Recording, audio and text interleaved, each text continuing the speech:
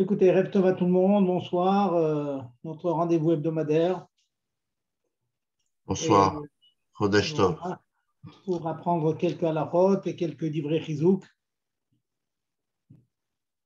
en rappelant que notre rendez-vous est hebdomadaire, certes, mais regardez le Tanya d'hier et d'aujourd'hui, que le yichud, l'union parfaite que l'on obtient avec Dieu par l'étude de la Torah, c'est un yichud nitzri.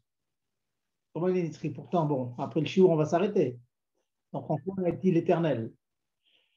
Eh bien, la réponse est que le temps est une création.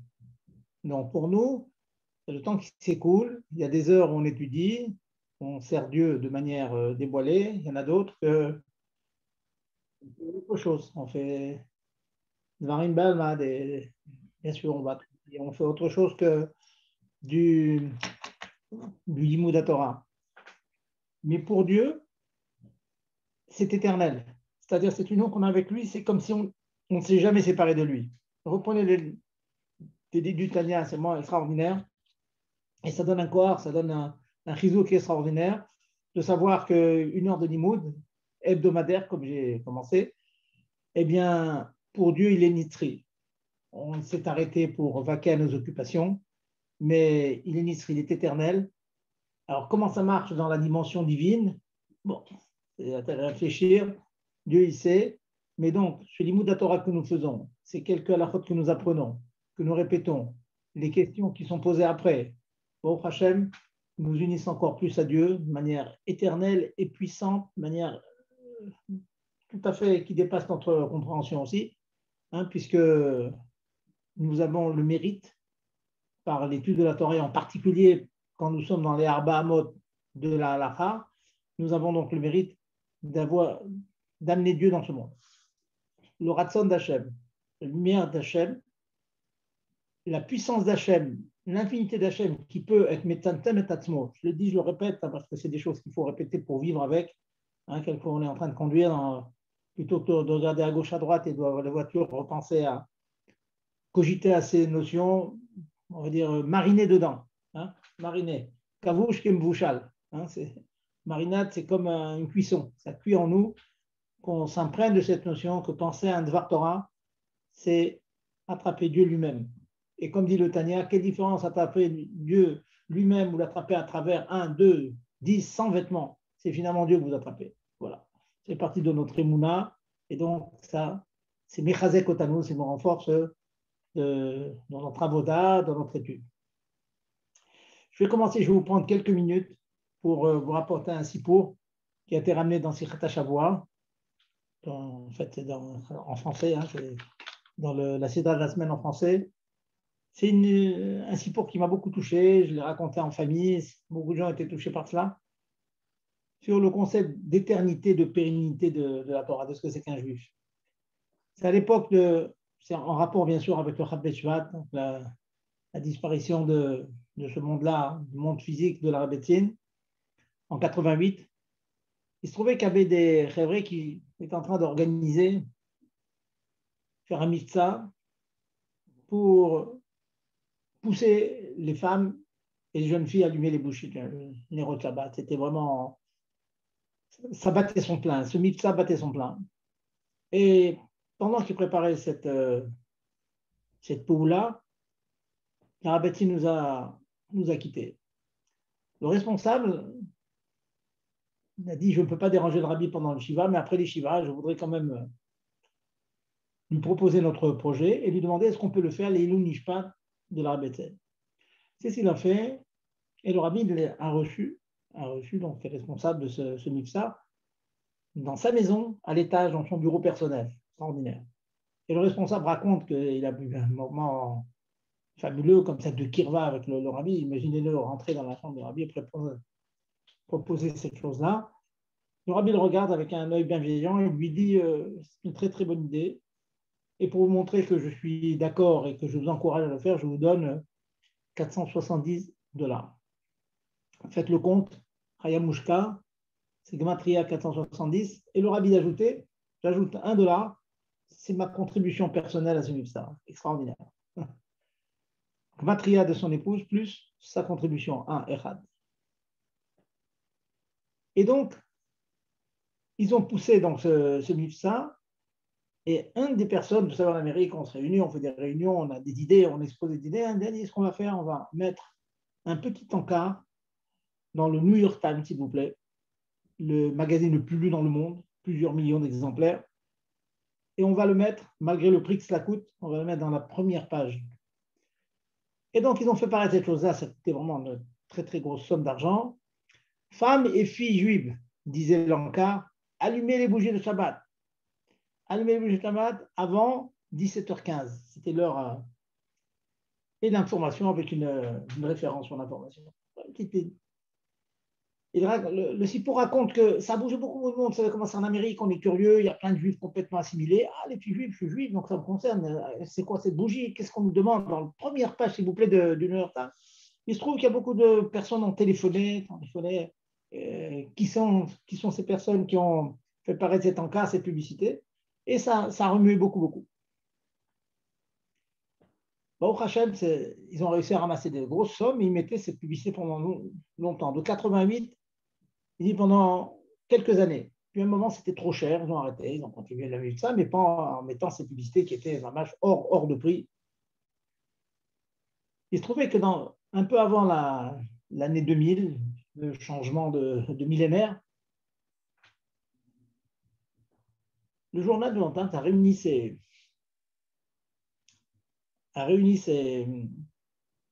responsables, on va dire, ses penseurs. Il y avait bien sûr des grands journalistes qui faisaient l'éditorial, etc. Ils demandent, écoutez, dites-nous comment vous envisagez l'avenir du monde en 2100, dans 100 ans. On va dire en 22, bon, il y a 22 ans de passé déjà. Voilà. Et puis, bon, ils réfléchissent, qu'est-ce qu'on va faire? Ils voulaient mettre ça dans une feuille très importante du New York Times qui allait se vendre encore un peu plus, etc. Et bien, il se trouve que quand ce numéro du New York Times est sorti, à la stupéfaction des gens qui le lisaient et du responsable du MIPSA de la Cadre en Shabbat, ils voient à nouveau un encart encore plus important que celui qu'ils avaient fait paraître pendant des années et qui disait femmes et filles juives, allumez les bougies de Shabbat avant le coucher du soleil. À New York, c'est avant 16h39. Pour tout autre endroit, alors que cette ligne n'était pas marquée l'année passée, pour tout autre endroit et pour tout renseignement, appuyez ici. Il y avait un moyen donc de se connecter pour avoir le renseignement. Extraordinaire. Alors, tout le monde en parle, les responsables du projet Finalement, le responsable téléphone au New York Times dit comment se fait-il que vous ayez pas. On n'a rien payé. Comment se fait-il? En Amérique, tout est possible. Pour nous, ils sont un peu fous. Vous savez que toutes les idées sont bonnes. C'est vraiment un foisonnement d'idées. Et c'est pour ça que c'est le pays qui est le plus avancé dans tout, d'ailleurs. Toutes les idées les plus farfelues sont acceptées. Puis il y a un tri qui se fait. On prend les meilleurs. Le directeur de lui répondre Rabbi, je vais vous dire pourquoi on a ressorti ce que vous avez mis en publicité pendant des années et on l'a même renforcé, agrandi, parce que dans le foisonnement d'idées qui passait par la tête de nos journalistes, qu'allait devenir le monde dans 100 ans, on a entendu des idées extraordinaires. Il y aura des soucoupes volantes qui vont venir tous les matins nous réveiller. Il y aura des robots qui vont nous apporter le café le matin au lit. Dès que vous sortez de chez vous, il y aura une voiture, bien sûr, électrique et sans chauffeur qui allait vous emmener rien qu'avec la pensée à l'endroit où vous voulez, ainsi de suite, des idées les plus farfelues du monde. Le directeur a dit quand même, oui, très, très, mais c'est très, très bonne idée tout ça. Mais je voudrais écrire dans cette page une chose dont on est sûr qu'elle va arriver. Toutes vos idées sont belles, mais c'est de la science-fiction. On veut quelque chose qui est sûr. Plusieurs personnes se sont dit la chose suivante, c'est extraordinaire. Quand j'ai lu ça, ça m'a vraiment fait un effet dans le dos. Il dit, vous voulez qu'on écrive quelque chose que c'est sûr et certain que dans 100 ans, il va se passer, on est sûr, ce n'est pas de science-fiction. Eh bien, c'est que des femmes et des filles juives vont allumer les Nerot Shabbat. Parce que Am Israël Chai, il est éternel, la Torah est pérenne, la pérennité du clan d'Israël, c'est quelque chose d'incontestable. Même les goyim, ils comprennent ça.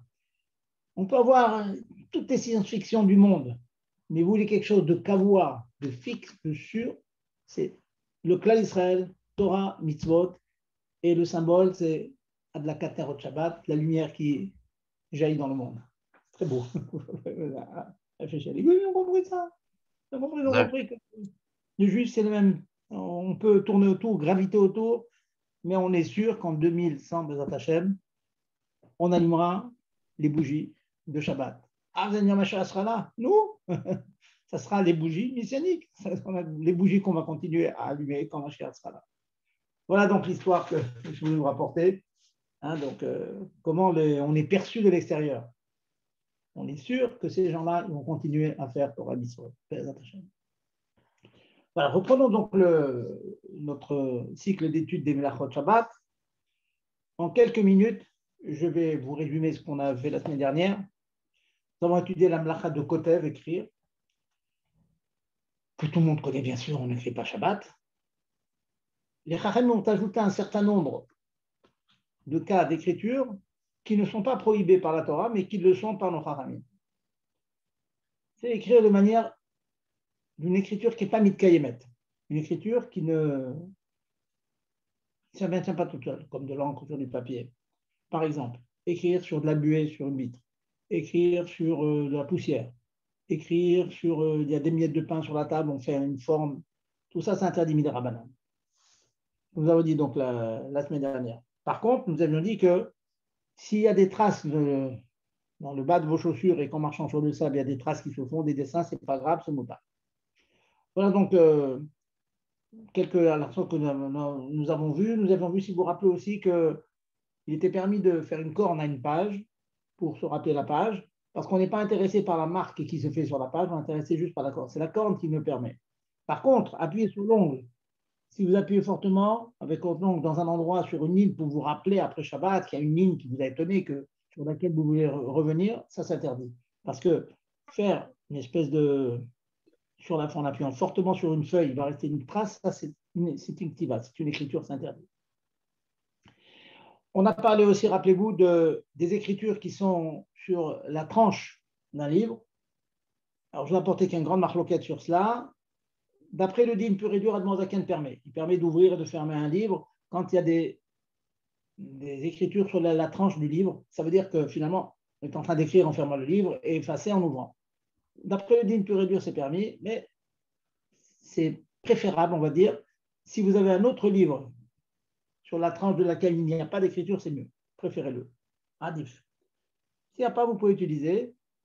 L'idée, c'est quoi? C'est parce que la chita de Admor Zaken, c'est dont la source, c'est les responsables du Rama, les Rama, c'est que lorsque on écrit en faisant un massé de kirou, en approchant les uns des autres des éléments qui sont déjà écrits, c'est permis. Et c'est pour ça que de nombreux poskim permettent de jouer au Scrabble. Je ne parle pas du Bitul Torah, bien sûr, hein, je parle pour les femmes, les enfants, dans des cas exceptionnels que vont jouer au Scrabble, on va dire, pour faire des lettres, des psukim, on va dire. Donc, rapprochez des lettres, Shema Israël, etc. Les lettres sont écrites et vous rapprochez les lettres qui sont sur un support. C'est une chose que l'on peut permettre. Il ne faut pas les mettre dans un cadre, hein, dans un cadre misguérette qui va les tenir fortement. Juste vous les posez sur la table ou sur un tableau, etc. Et vous faites les lettres. Ça, on peut permettre. Voilà. Bien qu'encore une fois, hein, ce que je vous dis, il peut y avoir des discussions, hein, il y en a souvent, mais je vous donne le psaque tel qu'il sort d'après le Admor Azaken. Maintenant, en fin de shiur, on est arrivé au Xerot de Chazal, au Xerot, et on va en avoir aussi dans la Mlacha d'aujourd'hui, la Mlacha de Mochek, d'effacer. Donc, les Xerot que nous avions vus, c'est que les Chachamim ont craint que si on faisait un acte d'acquisition pendant Shabbat ou Yom Tov, quand on acquiert quelque chose, il y a toujours un risque d'écrire. En général, quand on achète, on écrit un prix, on écrit le nombre d'éléments que l'on a pris. Donc, faire un kinyan, qu'est-ce que c'est qu'un kinyan? C'est un changement de propriété. C'est interdit pendant Shabbat. Je n'ai pas le droit de faire un cadeau à quelqu'un pendant Shabbat, sauf les tzorech mitzvah. C'est la raison pour laquelle on peut donner les arba minimes pendant Sukkot. Je peux avoir des invités chez moi. Quand j'ai des invités chez moi, il est clair que je leur donne à manger. Je leur fais cadeau de la nourriture. Mais comme c'est une mitzvah, c'est moutard. Si c'est une mitzvah, c'est moutard. Mais si vous voulez offrir autre chose, hein, comme on a vu la semaine dernière, vous voulez offrir, on va dire, à votre épouse, hein, j'ai dit la semaine dernière, un brillant, il faudra employer la méthode suivante. Ou bien vous dites à votre épouse, écoute, c'est Shabbat, l'halakha dit qu'on ne peut pas faire un cadeau, donc je te le prête, voilà. Je te le donne, mais ça ne t'appartient pas encore, il sera à toi que Motzai Shabbat. Ou bien, ce que vous faites, c'est la méthode que l'on prend lorsqu'on fait le hérouv, vous faites filin, vous faites serot aussi, le diamant en question, quoi, ou le livre en question, un sido, quelque que vous donnez à vos enfants, etc. Vous pouvez le faire acquérir à votre épouse ou à votre femme ou à l'ami auquel vous voulez faire le cadeau, vous lui faites acquérir avant Shabbat, à l'aider à faire, par une autre personne, par un shliach, pour n'importe qui, un ami, etc., n'importe qui soit adulte bien sûr, et vous dites voilà, prends ce livre, lève-le, et en le levant, tu le fais acquérir à mon épouse, à mon ami, à mes enfants, etc., etc. Donc, dans la mesure où le livre, déjà, il a changé de propriétaire, dans la mesure où mon ami a levé l'objet, il n'est plus à moi, il est à la personne à qui je veux le donner. Et donc, quand vous lui donnez Shabbat, vous lui donnez un objet qui lui appartient déjà. Donc, c'est permis. Voilà. Bon, c'est des petits détails, hein, mais c'est celui qui veut être acide, hein, il doit être macpide dans ces petits détails. Ensuite, nous avions dit, et je termine avec ça, la petite Khazara avant de commencer la mlacha de Mochek, d'effacer, c'est que les Chachamim, toujours pour le risque d'être amené à écrire, ont interdit de mesurer, de peser pendant Shabbat. On ne peut pas peser quelque chose, on ne peut pas mesurer quelque chose pendant Shabbat. Sauf les tzorech mitzvah. Par exemple, comme j'ai déjà dit, peser vos kazetim pendant le Shabbat ou Yom Tov, c'est permis. Si vous avez une balance mécanique, c'est permis. Vous voulez mesurer les révites de vin. Hein, on peut avoir un verre gradué, ou bien vous avez un verre sur lequel vous avez fait un siman avant Yom Tov, et donc vous dites à vos invités, voilà, il faut boire tant si on veut finir le verre, c'est 86 grammes de 86 millilitres. 86 millilitres. Donc, j'ai un verre gradué chez moi, bon, bah, je l'utilise, je dis, voilà, je monte un modèle à chacun des membres de la famille, voilà, vous devez boire telle quantité de vin. Cette chose, dans la mesure où c'est pour une mitzvah, c'est permis. Donc, mesurer pour une mitzvah, c'est permis. Mesurer, ce n'est pas pour une mitzvah, c'est interdit. Et je finis avec ce que je fais la semaine dernière, Srar Shabbat. Srar Shabbat, c'est le salaire pour un travail shabbatique permis. On peut avoir une personne qui vient travailler chez nous, une femme de ménage qui vient travailler chez nous, une babysitter qui va vous garder vos enfants. Il y a une petite différence entre ces deux cas, qui sont, si vous avez une babysitter qui vient travailler chez vous, elle vient travailler 3 heures, elle vient garder les enfants 3 heures. Bien sûr, encore une fois, faire un travail permis, ou bien elle débarrasse sa table, elle fait les lits, etc., quelque chose que vous pourriez faire vous-même. Tout à fait permis. Elle travaille 3 heures, on n'a pas le droit de lui payer, de dire, écoute, dimanche ou vendredi avant, je te paye 3 heures. On paye 3 heures, on va dire 12 euros de l'heure, 3 fois 12,36. Ça, c'est interdit. Qu'est-ce qu'il faut faire? Ce n'est pas interdit de travailler avec de l'argent Shabbat, hein, dans le cas que je vais vous dire. Seulement, il faut que ce srar Shabbat, ce salaire de Shabbat, soit mouvla, soit avalé dans un salaire plus global. Donc, il faudrait que cette babysitter travaille ou vendredi après-midi, ou samedi soir, ou un jour de la semaine quelconque. Et là, on ne fera pas attention. On ne fera pas attention à 11 heures, hein, on se fait confiance. On dit, tu as travaillé Shabbat et Rol, et je te donne tant. Voilà. Sachant que dans votre tête, vous avez le compte, c'est à peu près approximativement, ça correspond au nombre d'heures qu'elle a fait. Ça s'appelle Be'avla'a. Sinon, c'est interdit. Par contre, un point intéressant, si vous avez une femme de ménage non juive, ou un homme de ménage qui vient travailler, ou un gardien qui vient garder la choule pendant 4 heures tous les Shabbats, on peut lui dire avant Shabbat, si tu travailles 4 heures, je te paye 4 heures, c'est permis ça. Même s'il ne travaille pas ni avant ni après Shabbat. Srar Shabbat, avec un non-juif, C'est permis, même qu'il n'est pas mouvla dans un grand salaire hebdomadaire ou mensuel. Maintenant, je précise, je reviens là-dessus parce que très souvent, j'entends le contraire autour de moi. Les femmes qui disent, voilà, il y a une femme de ménage, on peut lui laisser faire, étant donné qu'elle est payée au mois, elle est pas jour, on peut la laisser faire tout ce qu'elle veut. C'est pas juste. J'insiste, hein, bien que vous compreniez cette halakha, une femme de ménage peut faire chez vous d'abord les choses que vous avez le droit de faire vous-même. Ça veut dire débarrasser la table, faire le lit, passer un balai à la maison. Donc, vous pouvez le faire vous-même, vous faites faire une femme de ménage, tant mieux. Maintenant, je vais avancer un peu des choses que la femme de ménage pourrait faire. Si elle fait une melacha, les torka, pour ses besoins à elle. Ça veut dire, elle va dans la cuisine, il fait sombre dans la cuisine. Elle allume la cuisine. Elle n'allume pas pour vous. Elle va à la cuisine pour faire la vaisselle. Maintenant, pour ses besoins, elle a besoin de lumière. On considère que quand elle allume la lumière, bien que par ricochet, de manière indirecte, c'est pour moi, pour que la vaisselle soit propre. Mais dans les faits, elle allume parce qu'elle a besoin de lumière. C'est permis, elle peut allumer la lumière. Je vais plus loin. Elle prend l'éponge, elle prend l'eau chaude du robinet, elle lave la vaisselle. Dans la mesure où on a le droit nous-mêmes de laver la vaisselle. On ne parle pas de la vaisselle du midi pour Motzai et Shabbat, on parle d'une vaisselle qu'on est censé pouvoir utiliser pendant Shabbat, ou bien la vaisselle du vendredi soir pour le Shabbat midi. On pourrait le faire nous-mêmes. On pourrait, et même nous, on pourrait le faire béhéter, avec permission. On fait la vaisselle. On s'arrange pour avoir des éponges permises. Bon, je ne veux pas rentrer dans tous les détails, c'est déjà une autre lacha. Mais laver la vaisselle, on ne va pas tirer l'eau chaude du robinet, on va prendre de l'eau tiède du concombre, on va la mélanger avec de l'eau, on va pouvoir même mettre du produit. On peut laver la vaisselle en faisant attention. Dans la mesure où on peut laver la vaisselle, on peut demander à une Goya de faire la vaisselle. Maintenant, la Goya, elle va le faire de manière illicite pour nous. Elle va prendre des éponges, elle va prendre l'eau chaude du robinet, etc., etc. Ça, ce n'est pas un problème. C'est pour sa nochiout, pour ses facilités personnelles, elle emploie des méthodes que nous ne pourrions pas employer. Mais dans la mesure où ce que je demande, c'est quelque chose qui en soi est permis, que je pourrais moi-même faire, si elle le fait de manière qui l'arrange, et la manière qui l'arrange, c'est d'une manière interdite, eh bien, c'est permis. Alors, on me demande souvent, alors si c'est comme ça, je peux demander à la femme de ménage de prendre toute la vaisselle et la mettre dans la machine à laver et de mettre la machine à laver en marche. Alors, pourquoi pas? Pourquoi pas? Dans la mesure, comme je vous dis, un juif pourrait faire la vaisselle. Si la Goya estime que pour sa nourriture à elle, pour son profit personnel, son usage personnel va utiliser la machine, pourquoi ne pourrait pas le faire? Comme elle peut tirer l'eau chaude, comme elle peut utiliser une éponge. Je vais vous dire, dans la théorie, oui.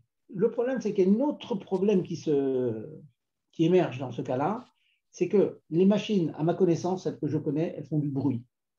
Il y en a un de Afshamilta, de Ziluta des Shabbats. C'est un autre concept que quand on entend une machine marcher pendant Shabbat, c'est quelqu'un qui entendrait, bon, on va dire, c'est un peu maritaïn, on peut nous dire, ah, voilà, on l'a fait marcher Shabbat. Mais au-delà de ça, c'est quelque chose qui n'est pas shabbatique, on va dire. Pas shabbatique. Donc,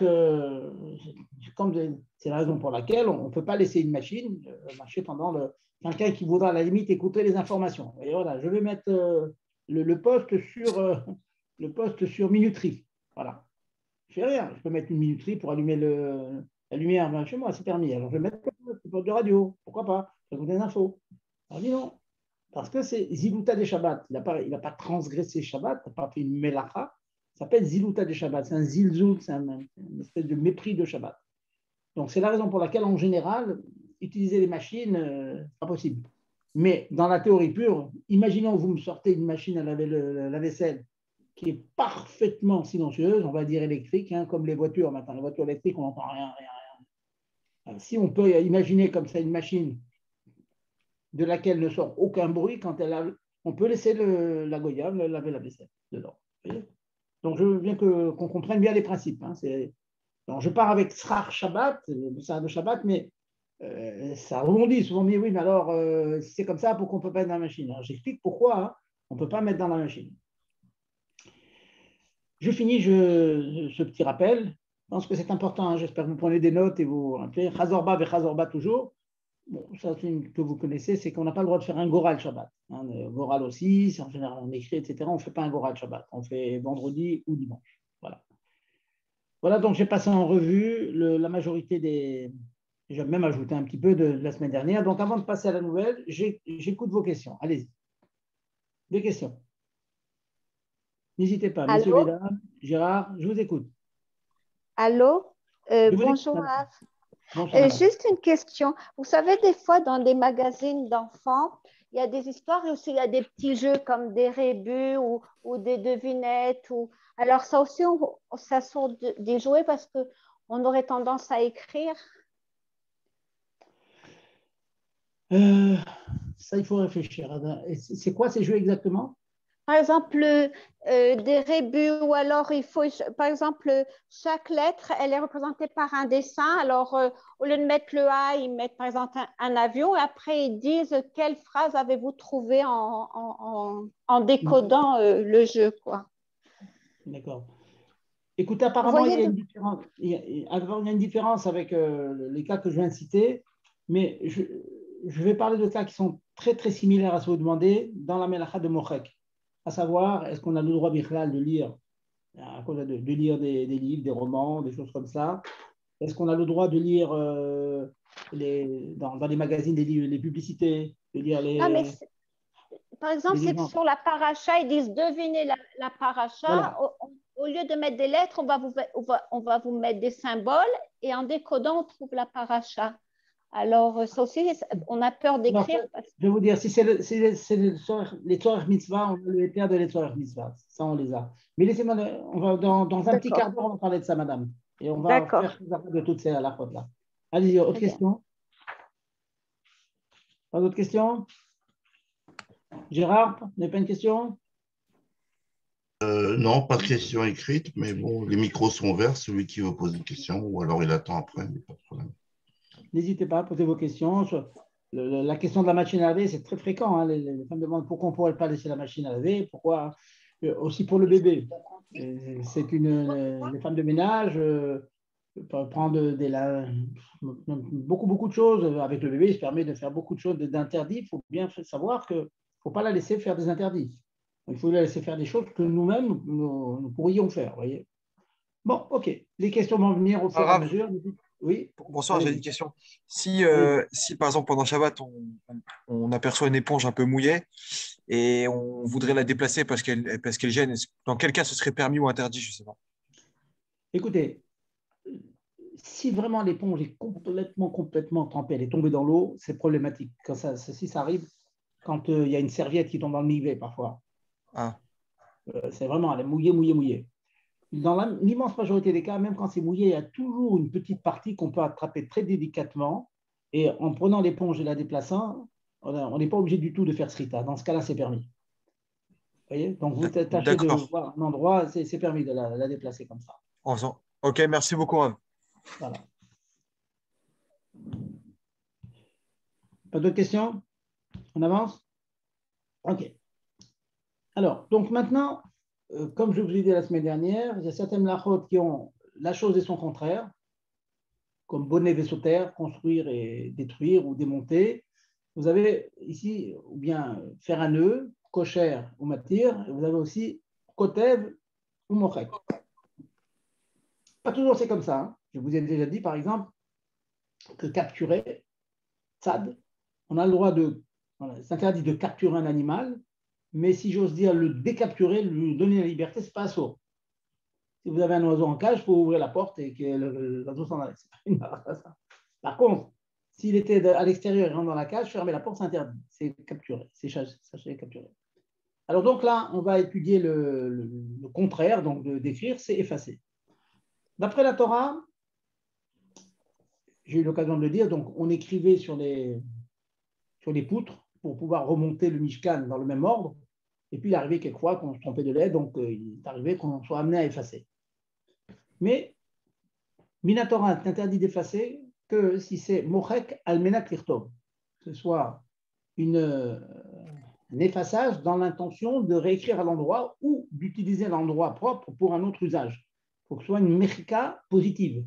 Parce qu'effacer pour effacer, c'est mekalkel. Mekalkel, la Torah n'interdit pas. C'est interdit bidérabanan, la Torah n'interdit pas. Donc, c'est l'irtov mechadash. Donc, dans le Mishkan, comme je viens de vous dire. Vous avez pas mal d'autres avot melachot qui ressemblent, qui sont les suivantes. Si on est mochek, pour faire un tikkun, par exemple, vous avez une lettre en trop. C'est écrit, il y a une lettre en trop. Et vous êtes mochek, pas pour écrire dessus, mais parce que la lettre est en trop, donc en enlevant cette lettre, le mot écrit est écrit sans faute d'orthographe. Ça aussi, c'est un son minatora. C'est une tolda de mochek. Les autres cas qui sont suivants, c'est quand vous avez un siman. Un siman, on a fait par exemple un petit plus quelque part. Et le plus, parce que, comme je vous l'ai expliqué, parce que vous avez étudié vendredi et vous avez écrit des petits plus à côté de certaines lignes de votre étude pour pouvoir venir dessus. Le fait d'effacer cette chose-là, parce que j'en ai plus besoin, c'est ce qu'on appelle mochek rishum, une trace. Ça aussi, c'est interdit. Donc, tout ce qui rappelle le mechita, c'est interdit. Une chose aussi, vous avez parfois, on a utilisé une bougie, la bougie est tombée sur un livre. Après Pessah, on trouve beaucoup de bougies partout avec la 4 à mettre. Maintenant, il y a de la shava qui tombe sur des lettres. Vous commencez à gratter la shava en question. Vous commencez à gratter. Le fait de gratter une shava sur des otiyot, c'est interdit. Vous savez très bien d'ailleurs que lorsque vous avez, comme je viens de vous dire, ou bien de la shava, ou bien de la cire, ou bien de la colle qui est tombée sur une phrase, sur un mot, le fait d'enlever cette colle, ça enlève toujours un peu d'encre. Donc c'est toujours un peu plus clair une fois qu'on a enlevé ça. Donc c'est le début de la mechika, c'était mochek. Et les conséquences dans notre quotidien de cela, c'est très très bien. Dans très nombreux cas, vous tournez la page d'un livre, en particulier dans les birkonim, Birkat Amazon, vous avez des petits restants qui sont restés collés entre deux pages, et en tournant la page, il y a un fort risque d'attirer la saleté sur une page, et donc elle va un petit peu arracher l'écriture de l'autre page. Donc, soyez extrêmement vigilants lorsqu'on a de tels birkonim à la maison, de tels livres avec des petites saletés, de la colle, de la cire, des petites saletés qui sont collées, ça peut être de la viande, du poisson, ou n'importe quoi. Eh bien, tâchez de faire en sorte d'ouvrir le livre de manière extrêmement délicate, de telle sorte qu'il n'y ait pas de risque d'arracher cette écriture-là.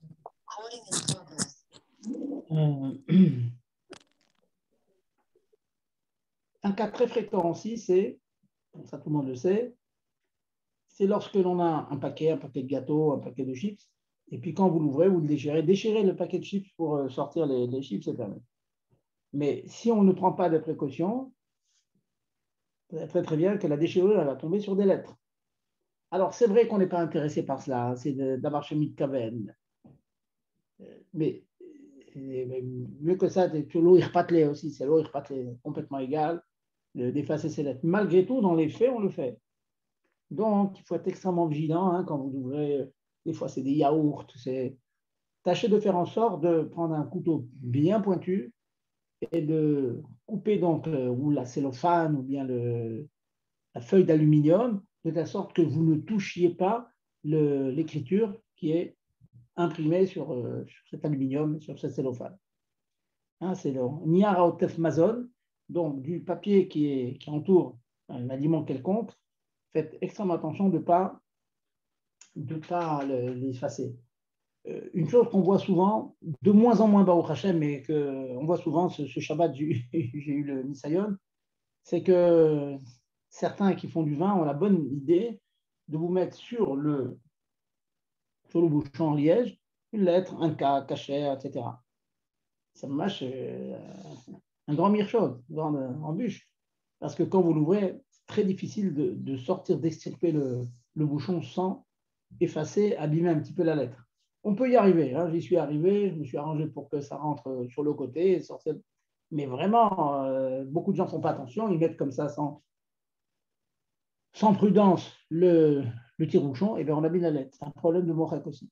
Donc, il faut bien penser à, lorsqu'on ouvre des paquets, de faire attention à ne pas toucher les lettres. Un autre cas aussi, que j'ai eu l'expérience, vous savez que dans des œufs, très souvent les œufs sont calibrés et il y a des lettres dessus. Donc on les fait cuire, puis on casse la coquille. Ben, quand on casse la coquille, très souvent les lettres se coupent. Encore une fois, c'est un problème. Donc il faut bien prenez vos précautions, prenez un couteau et tâchez de tapoter sur la coquille d'œuf sans atteindre les lettres. Voilà. Une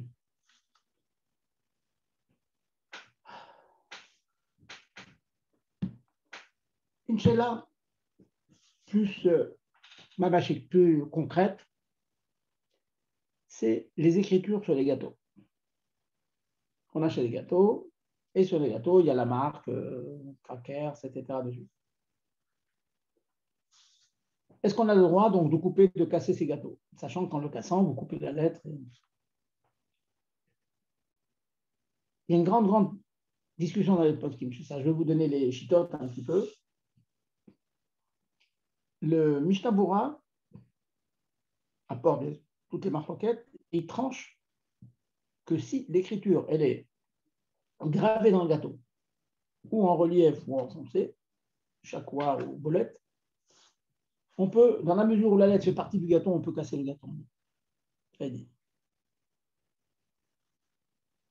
Et donc, d'après cela, si vous avez même un grand gâteau, ou bien quelquefois vous avez une nappe de chocolat sur un gâteau, et vous avez des lettres, pas avec du trifil, enfin de la chantilly dessus, mais dans le chocolat même, hein, vous avez des lettres. Chocolat même. On fait ça dans un moule. D'après cette chita-là, on peut couper. L'Admour Hazaken est davantage mahmir dans ça. Il est davantage mahmir. Il dit, a priori, prendre un gâteau comme ça, vous avez pendant le kidouche, on a des gâteaux comme ça, le couper en deux, c'est problématique. Ah, les lettres sont imprimées, sont gravées dedans, font partie du corps du gâteau, certes, mais on voit finalement, c'est quand même une écriture. On n'a pas le droit d'écrire de cette manière-là, hein, de graver, ciseler comme ça, on n'a pas le droit. Donc le fait de casser un gâteau, même que c'est haraï, bien que c'est provisoire, bien que c'est fait pour être mangé, etc., il est marqué. Par contre, mettre dans la bouche, il y a une tendance à permettre. Ça veut dire si vraiment on veut manger, on n'est pas obligé de s'interdire de manger ces gâteaux-là. Hein, on peut croquer. Certains disent si on peut mettre tout le gâteau, c'est tant mieux. Dans la bouche, il n'est pas trop gros. Et sinon, manger, c'est plus permis. Il y a un mina comme ça d'utiliser. Bon, mais en tout cas, la conclusion, c'est que évitez ces gâteaux, évitez. Dans les kiddushim, les gens ne font pas attention. Il y a beaucoup qui les coupent comme ça, donc il faut faire attention. Ça, c'est donc le gâteau. Si par contre, les écritures sont indépendantes du support, il y a un support, et vous avez marqué bon anniversaire, yom houledet, etc., vous l'avez avec ou du chocolat ou de la crème. Alors là, étant donné que ça ressemble davantage à une ktiva, cette écriture, et donc le fait de l'enlever, ça ressemble à une mechika, à le fait d'effacer, ça, il ne faut pas le faire. Donc si ça vous arrive d'avoir un gâteau comme ça, vous avez écrit bon anniversaire, si ça a été écrit sur la pâte d'amande, par exemple, ou bien sur une couvercle comme ça de chocolat, vous pourrez enlever toute la pâte d'amande comme ça avec l'écriture et manger le gâteau. Mais le couper comme ça avec un couteau en passant sur les lettres, ça, c'est pas permis. Pas permis. Par contre, une chose intéressante, c'est que si vous avez coupé le gâteau avant Shabbat, vous avez coupé en tranches, ça fait 5 côtés comme ça, et puis horizontal, vertical, et puis que vous avez reconstitué le gâteau comme ça, mais les parts sont coupées déjà, on a le droit de séparer les parts. Déjà fait. Rappelez-vous, c'est l'idée qu'on a vue déjà la semaine dernière, que, étant donné que les lettres sont déjà indépendantes les unes des autres, puisqu'on a le gâteau a été coupé en parts, donc ils sont indépendants les uns des autres, et donc je ne fais qu'un maasé de kirouv, un acte de rapprocher les éléments. Comme je ne fais qu'un acte de rapprocher les éléments seulement, donc au niveau ktiva, il n'y a pas de problème, et quand je les sépare, comme elles étaient déjà séparées, déjà coupées, donc ce n'est pas un maasé de mechika d'effacer. Intéressant de savoir.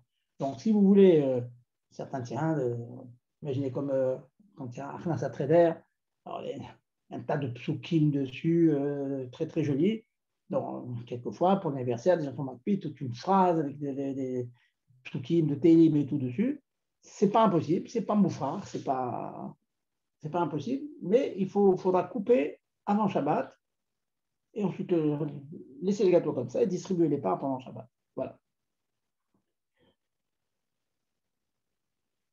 Un point intéressant aussi, je vais d'une halakha à l'autre, bon, pour vous donner des choses concrètes, sans rentrer dans les profondeurs de chaque halakha.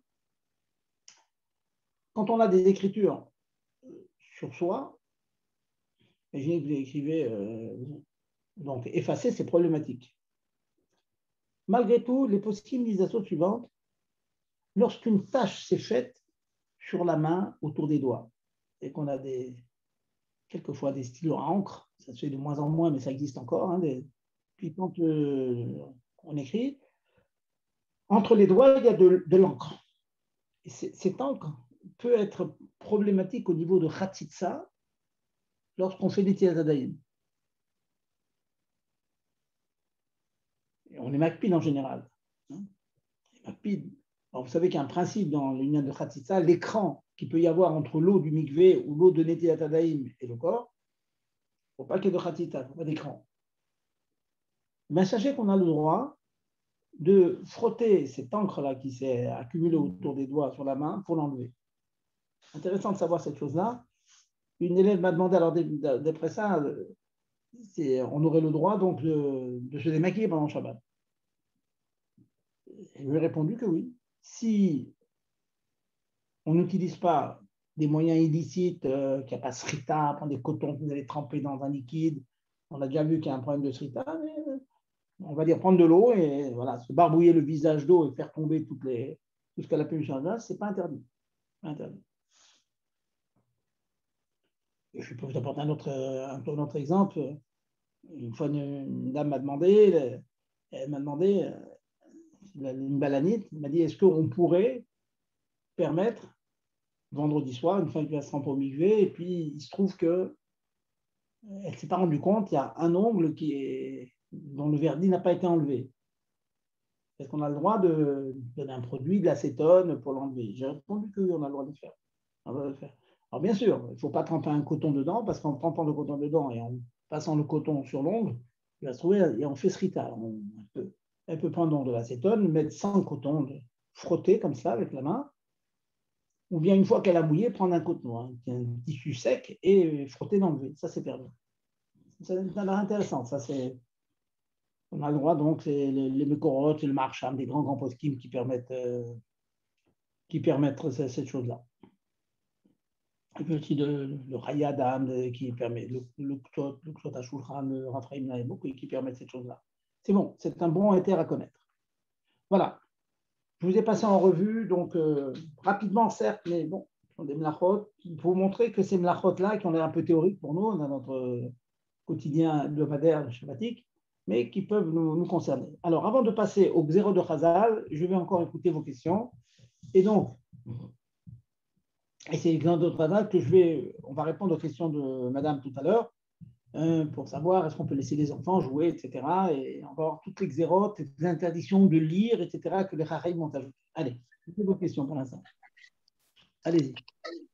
Je voulais savoir, s'il vous plaît, vous avez parlé du gâteau d'anniversaire, que vous avez dit qu'on peut enlever toutes les écritures qui sont sur la pâte d'amande et après découper le gâteau. Mais le fait d'enlever toutes les écritures avec la pâte d'amande, est-ce que c'est pas borer? Borer? Alors, quand je dis l'écriture, il faut bien préciser, ça veut dire que vous avez la pâte d'amande, ça fait une place, une espèce de rectangle comme ça, et dessus, vous avez bon anniversaire.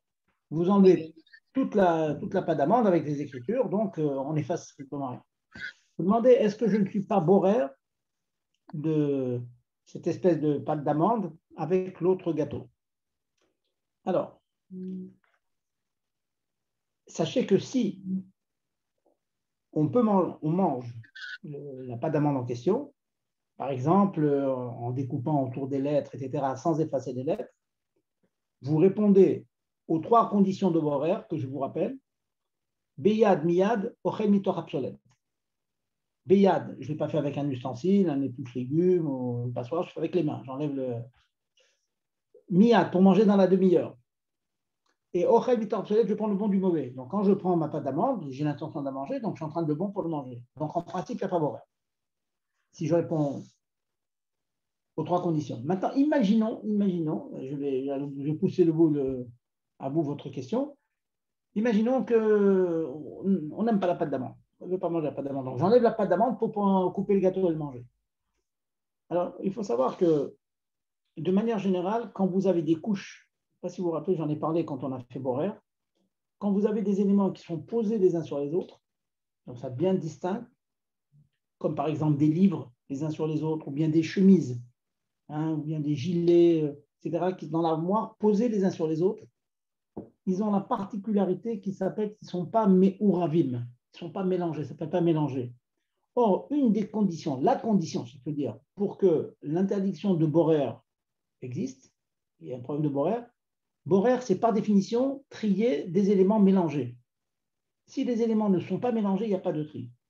Je vous ai apporté à l'époque des exemples.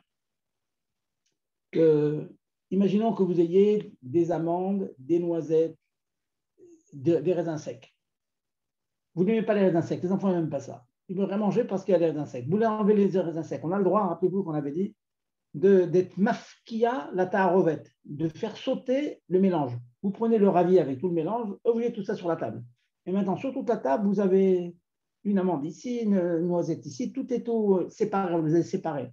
Dans la mesure où les éléments sont séparés, sont plus mélangés, vous avez le droit de prendre tous les raisins secs que les enfants n'aiment pas et les enlever. Vous enlevez la psolette, ce qui n'est pas bon, si j'ose dire, ce que les enfants ne veulent pas. Eh bien, c'est permis. Pourquoi? Parce que ce n'est pas méourave. Quand est-ce que je n'ai pas le droit? Si dans le même ravier, j'ai plusieurs éléments et vous allez apporter à la table les raisins secs dans un petit ravier et les amandes dans un autre, là, vous êtes en train de trier. Mais une fois qu'il n'y a plus de mélange, il n'y a plus de tri.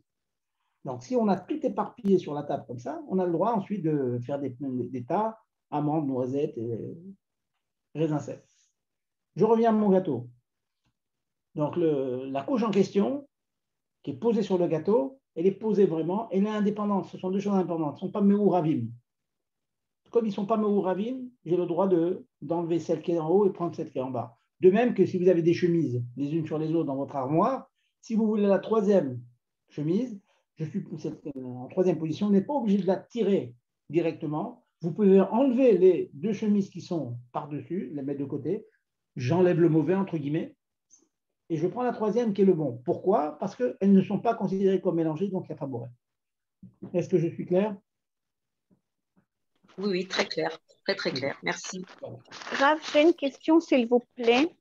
Si on a un gâteau rond sans aucune décoration dessus, sans écriture, est-ce qu'on a le droit, avant de le découper, de faire des traits avec les couteaux, avec le couteau pour faire des bonnes parts? Par exemple, faire 8. Oui, faire un siman comme ça juste avant de couper. Et Oui, les petits ils apportent une preuve, madame. Heureusement que ça va être permis, parce que sinon, on serait tous des avarianimes. On fait tous une trace sur le moti avant de le manger, oui. Ah oui. Ah, d'accord. Mais si on fait, par exemple, 8 traces pour 8 parts, ouais, 8 parts, donc c'est 8 traits. C'est pas dans la mesure. C'est juste pour avoir une mesure à peu près égale, faire une légère trace comme ça. Les postes qui me disent que c'est permis. C'est juste avant de couper, c'est le premier match. Voilà. De couper. C'est permis, ça, madame. Ah, et si c'est longtemps avant, on n'a pas le droit si c'est longtemps avant? Mais Icaradine, c'est moutard, mais c'est mieux de le faire juste avant. Ah, super, merci. Okay. Bonsoir, Rav. Bonsoir, Rav. Vous avez abordé le sujet du démaquillage. Donc, l'idéal, bien sûr, je pense savoir que c'est toujours un peu de savon et de l'eau directement sur le visage, pas de coton, pas tout ça.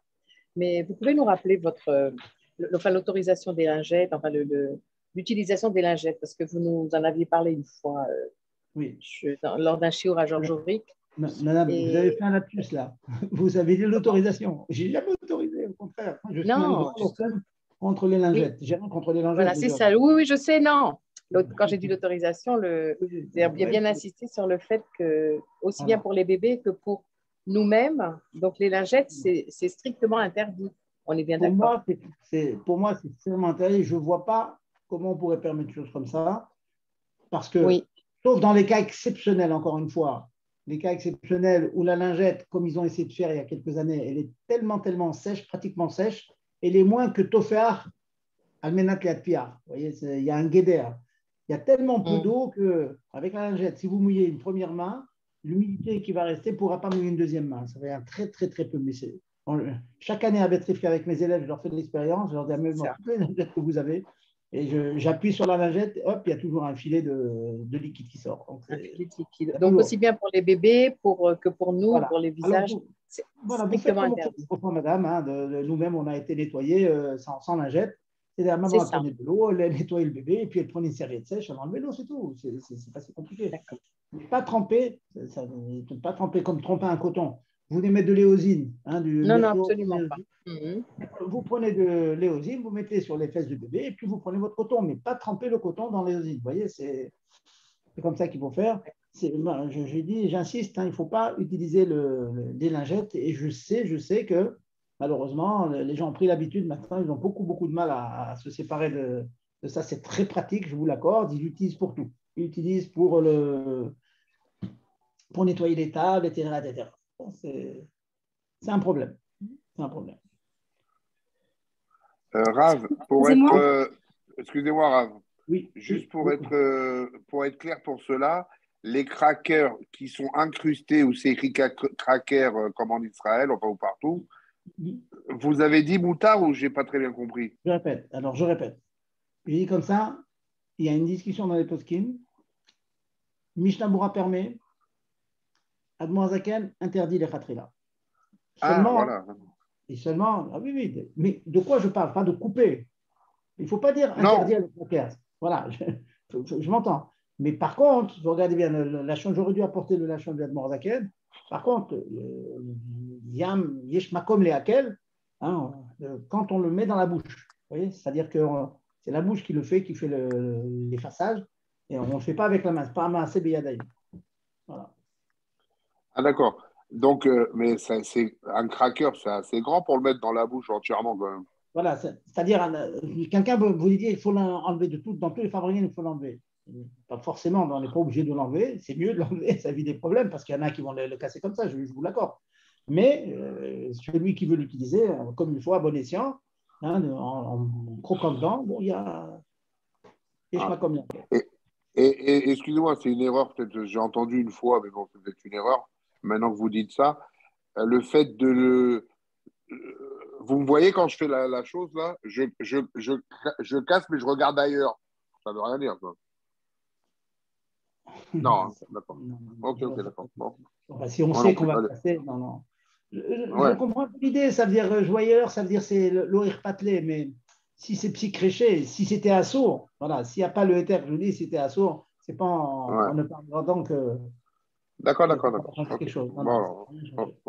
Excusez-moi, j'ai une question de Borer. Quand on a tendance à faire plusieurs salades pendant Shabbat, et quand je veux ranger les salades, je mets dans chaque tupperware telle salade dans tel tupperware. Est-ce qu'on considère que c'est un tri ou... Vous faites ça pendant Shabbat? Oui, c'est-à-dire que j'ai débarrassé ma table et je vais ranger mes salades.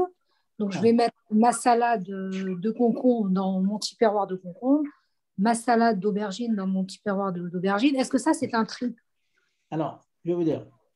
Bien sûr, vous parlez que votre salade de concombre, elle est dans le rabier de concombre et c'est d'aubergine aussi. Chacun est... Oui. Alors, je vous rassure, je reviens à ce que j'ai expliqué tout à l'heure. C'est dans la mesure où chaque ravier, chaque petite assiette, elle est indépendante. Elles ne sont pas les unes sur les autres. Chacun il y a quelques 2-3 mètres de l'autre. Ils ne sont pas considérés comme mélangés. D'accord. Dans la mesure où ils ne sont pas mélangés, vous pouvez mettre chacun sur son tupperware et vous rangez. Donc il n'y a n'y a pas de souci. Merci, Rav. Je vous en prie. Alors, encore des questions peut-être? Allez-y. Je vais passer maintenant au Xérot et on va revenir à ce qu'on a soulevé tout à l'heure. Alors, 2 ou 3 petites halachot très pointues. Mais... Question. Oui, allez-y. C'est juste si jamais c'est tout le gâteau qui a la forme d'une lettre. Ah. Il me semble que j'en ai parlé. Si j'en ai pas parlé, c'est un lapsus, c'est un manque. Marqué clair dans les post-it que si vous avez un pain ou un gâteau qui est fait sous forme de lettre, autrefois il y avait, il me semble que vous avez parlé, un pain qui s'appelle la fougasse. Je ne sais pas si ça vous dit quelque chose. La fougasse, il y a toujours. Le pain comme ça avec une certaine forme, une forme de lettre, c'est une espèce de pain. Il y a du bruit dans ton casque, beaucoup de bruit. Alors, vas-y, coupe mon micro parce que j'ai les mains prises. Voilà. Donc, j'étais en train de dire que dans la mesure où c'est la forme du gâteau, il n'y a aucune interdiction. Ça ne peut pas mochek. Je vais aller un peu plus loin. Imaginez que vous ayez une challah ronde. Je veux dire, le rond, c'est un haut. Maguide. Moi, sa mère. Hein, voilà. Vous avez fait, voilà, il y a certains qui font comme ça les chalotes, comme c'est une espèce de rond avec un trou au milieu. Voilà, il y en a qui font comme ça. Donc, c'est un samer. Quand je loue, je dis, je casse un samer en deux. Eh bien, non. Les poskim me disent que ça, c'est nerchaf, c'est considéré comme sa forme. C'est sa forme, donc je ne suis pas en train d'effacer quoi que ce soit. Sa forme, elle est comme ça. Sinon, je vais aller encore plus loin. Imaginez que vous fassiez des pains, une baguette. Une baguette, c'est un youd, ou c'est un vav, ou c'est un nun sofit. Alors, je n'ai pas le droit de casser la baguette, ça n'a rien à voir. Ça n'a aucune kavana de lettre quelconque. Et même s'il y avait une kavana de lettre, sauf c'est sa forme, donc j'ai le droit de la briser. Voilà. Ok, c'est très clair. Et il y a une deuxième chose, vous avez parlé tout à l'heure de l'éosine. Je voulais savoir, en général, c'est rouge. Est-ce qu'il y a un problème de Tovea à mettre de l'éosine et de badigeonner après un bébé avec un mouchoir qui du coup va prendre la couleur rouge de l'éosine?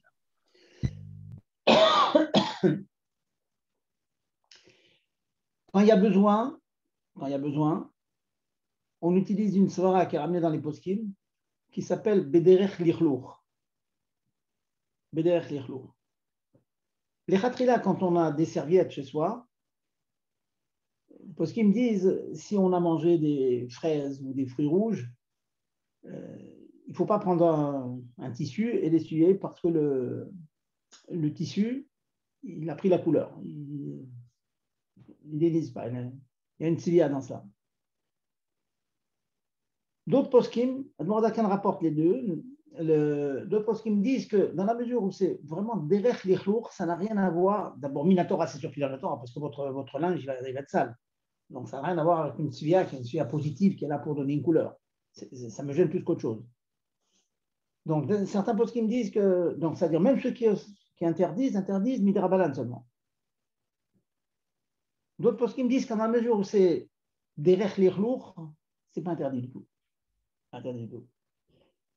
Et j'ai vu, si je me souviens bien, c'est au nom de Rav Auerbach, qui dit que lorsque la serviette en question, elle est khatpa'amid, comme un Kleenex et tout, c'est mauvais, c'est mégal et davantage que vraiment, ça n'a rien à voir avec une tuya, puisqu'on va le jeter juste après. Il lui permet carrément de tuya avec les serviettes de nos jours, maintenant tout est jetable, il lui permet comme ça, les khatrila, pas bédiavad. Qu'est-ce que je veux avec tout ça? Avec tout ça, que quand il y a un besoin, si un enfant il fait son feu, comme ça, on peut s'appuyer sur cette svara-là, que c'est derrière lichlour. Il se salit plus qu'autre chose avec cette éosine. Hein. C'est pas très joli d'avoir comme ça le dos plein de rouge. On peut s'appuyer sur cela pour dire qu'il n'y a pas d'interdiction, sachant que de toute façon, que ce n'est pas interdit minatora, c'est évident. Ça, c'est quelque chose qui vient de là. On n'est pas ces petits créchés de l'eau irpatlés, au contraire, qui me dérangent, des maziclés. C'est sûr que ça me dérange. Si je trouve un produit qui est blanc ou transparent, je préférerais. Donc, de toute façon, c'est midera banane. Et en cas de besoin, avec tout ce que je viens de vous dire maintenant, et ces petits créchés de l'eau, en plus, c'est derrière l'irlour, etc., et que l'enfant il a besoin, on peut permettre. Alors, je finis. Je vais vous garder encore quelques minutes. Donc, pour boucler la boucle, faire le makeba patish du côté de Morek, à cause du rachash d'effacer et aussi d'écrire, hein, c'est un peu pareil. Chachamim ont interdit de lire des lettres. C'est très bizarre comme halakha, mais je vous l'ai dit quand même. Ce qu'on appelle Mirteve Shalom. Imaginez que vous ayez des lettres chez vous, vous gardez en souvenir, et il ne faut pas les ouvrir et les lire pendant Shabbat. Des fois, on s'ennuie Shabbat, on veut lire ces lettres. Ça se fait moins maintenant. L'arrêt épistolaire, ça a disparu maintenant avec les, avec les téléphones, avec l'iPhone. Mais lire une lettre, on n'a pas le droit. Donc, imaginons que vous avez des cartes postales, vous savez, depuis des années, des cartes postales des enfants qui étaient en vacances, etc. Il ne faut pas les sortir Shabbat pour lire les messages qui sont dessus. Toujours cette fameuse xéra du business, etc., cette xéra aussi de peur qu'on écrit. Maintenant, si vous tirez les cartes postales juste pour voir les photos, parce que vous avez reçu de magnifiques photos d'endroits lointains, ça oui, dans la mesure où c'est une image que vous voyez, ça c'est permis. Mais les lettres du Rabbi, les lettres du Rabbi. Alors, si dans la lettre, vous savez qu'il y a des livrets Torah, donc ça va vous obliger, mes chers amis, quand vous écrivez une lettre, mettez toujours un passouk. Arrangez-vous. Mettez un passouk. S'il y a des livrets Torah, on a le droit. Non. Et s'il n'y a pas de livret Torah, non. Une lettre du Rabbi, il y a toujours des références à la Torah, c'est toujours, donc c'est évident qu'on a le droit. C'est que du Kodesh, voyez, ça n'a rien à voir. Donc ça rentre dans le Inyan que c'est comme un Dvar Torah. Je vais aller même plus loin, hein, si un jour vous faites les Sugyot Beyoun, c'est marqué que si je ne connais pas le contenu de la lettre, imaginons que j'ai reçu une lettre, elle est ouverte, je peux la lire. Je l'ai reçue vendredi, 10 ans, je n'ai pas eu le temps de la lire. Les Chachamim, ils ont dit, s'il y a une possibilité, même lointaine, qu'il y ait une nouvelle de Torah dedans, on a le droit. Oui. Même que c'est très lointain, quelqu'un va me souhaiter une bonne fête, etc. Il va me dire un petit word comme ça. Ça, c'est moutard. Mais si on connaît le contenu de la lettre et qu'il n'y a pas d'un bar Torah dedans, il ne faut pas la lire. Excusez-moi, Rav, juste une chose pour les cartes postales. Oui. Bon, c'est une question bête parce que vous venez de répondre. Mais une carte postale que je viens de recevoir vendredi, et bon, les khatrilas, je ne l'ouvre pas.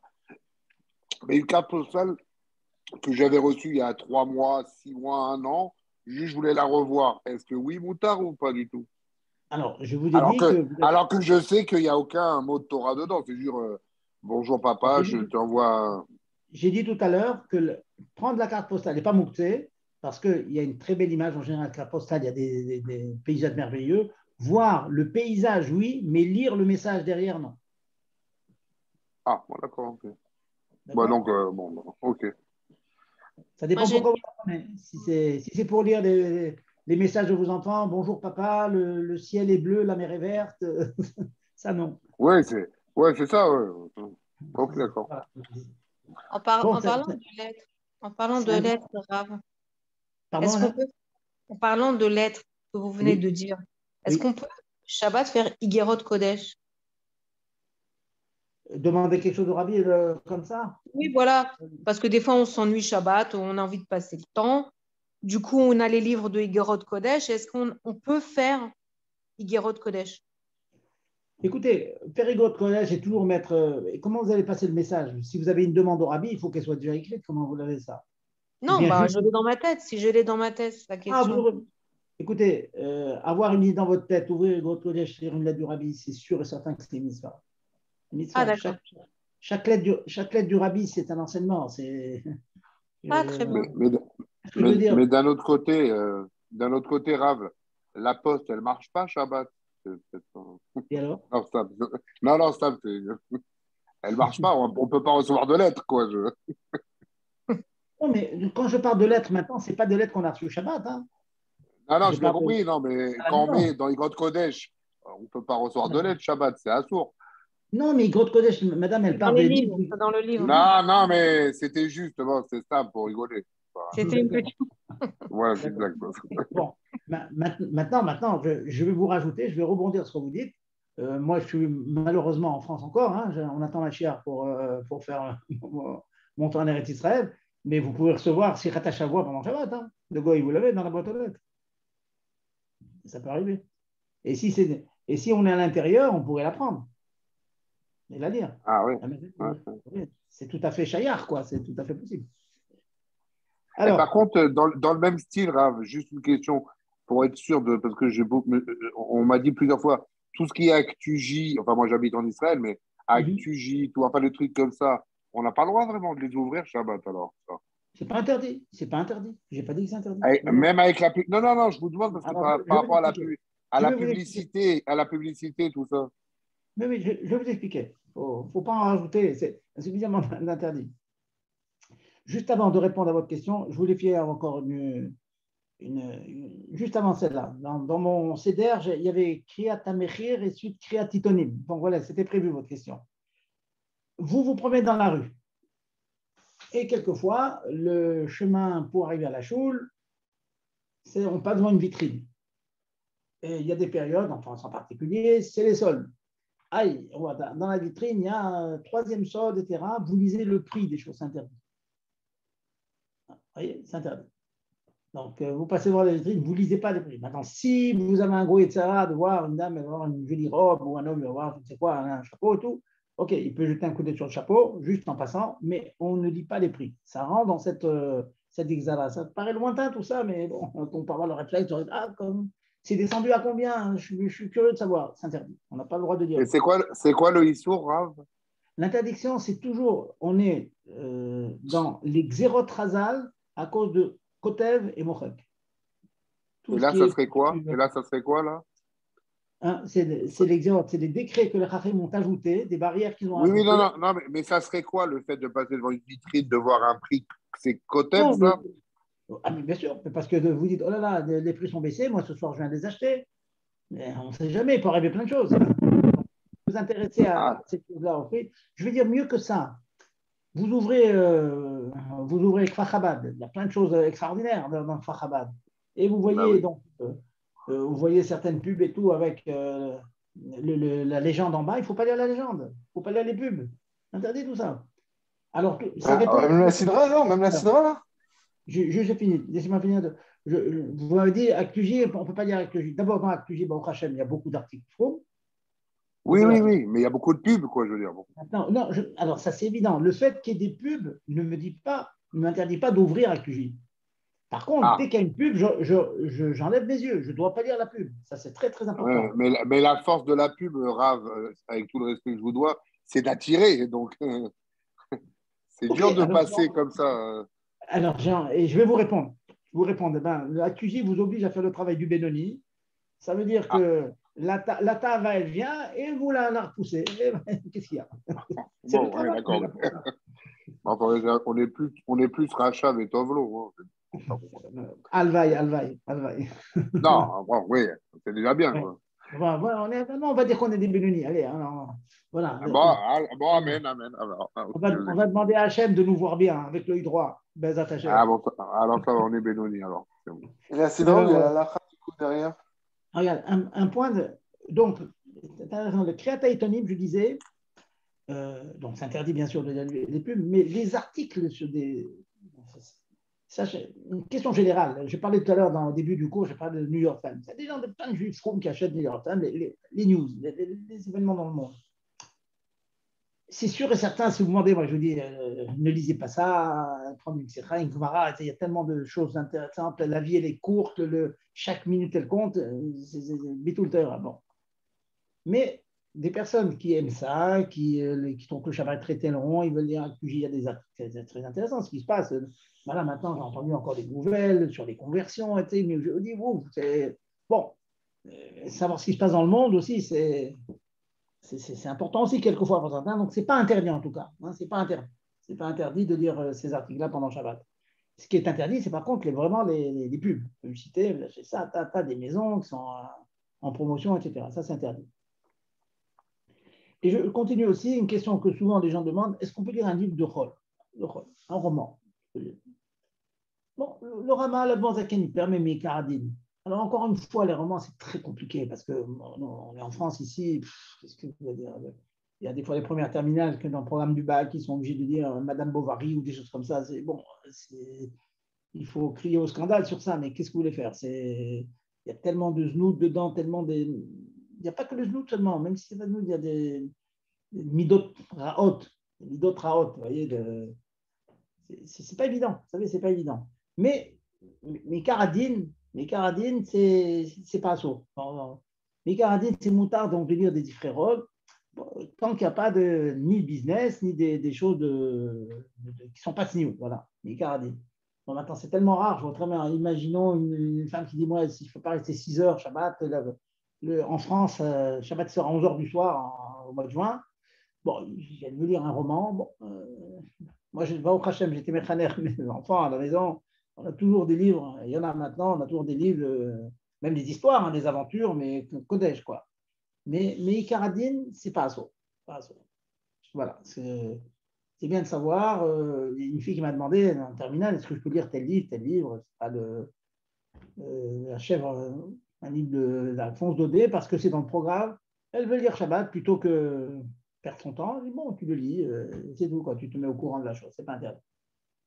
Voilà, je pense qu'on a tout passé en revue. Si vous avez d'autres questions, n'hésitez pas, écrivez-les, donnez-les-moi. Quelquefois, il faut chercher parce qu'il y a des choses très très fines dans ces halachot, qu'est-ce qui est permis, qu'est-ce qui n'est pas. C'est bien que vous posiez des questions, d'ailleurs, pour les questions de Borer aussi. Bravo, mesdames, de poser des questions comme ça, parce que c'est vrai, on peut se demander pourquoi on peut enlever la couche supérieure, etc. C'est des bonnes questions qu'il faut bien résoudre. Voilà, mesdames, voilà, messieurs. Donc, encore une fois, celui qui étudie des halachot tous les jours, on est sûr qu'on va se retrouver avec Hachem dans le bon côté. On sera au moins des Bénonis, Bénot Hachem, et que ça, c'est très, très important. Il faut toujours avancer, insister sur le fait tel qui me travaille tout le temps, le Yoker Azman, la cherté, la valeur du temps, pas perdre de temps. Et comme je dis très très souvent, des fois on est fatigué. Alors, c'est un mot que j'avais entendu du Rav Raikin, Zichrono Livracha, etc. Et quand il voit un Bachour fatigué, il dit t'es fatigué, tu n'as pas 36 choses à faire. Ou tu lèves ou tu dors. Va dormir 2 heures et reviens. Dors, repose-toi. Il y a des femmes fatiguées. Madame, reposez-vous. Dormez, faites une bonne sieste. Et après, ne pas hésiter à se reposer, mais pas être mébalèzman. On passe du temps. On passe du temps, qui nous, la vie, il faut qu'elle passe vite à faire des choses qui ne servent à rien. Alors, le Rabbi nous a tellement donné cet exemple de remplir notre journée. Maintenant, remplir, ça veut dire 1000 choses. Le Taz, grand commentateur de Shulchan Aruch, il dormait 8 heures par jour. C'est énorme. Alors que beaucoup de tzadikim dorment 2-3 heures seulement. 8 heures. Mais 24 moins 8, ça fait 16. 16 heures, c'était 16 heures fois 60 minutes. Ne perdez pas une seconde, vous voyez. C'est-à-dire, c'est les grands, le Taz, tout ça, ok. Mais au moins qu'on ait cette conscience que le temps, il est cher, précieux, et plus on prend de l'âge, plus on voit qu'à quel point c'est vrai. Ces années, j'étais moins performant, dommage. Il faut regretter et remplir son temps comme il faut. Donc, on va donner une grande bracha, que Dieu nous aide d'avoir une bonne santé et de remplir notre temps comme il faut. Amen. Bonne soirée. Amen. Chodesh Tov, Toda Rabba. Chodesh Tov. Chodesh Tov. Koto. Chodesh Tov.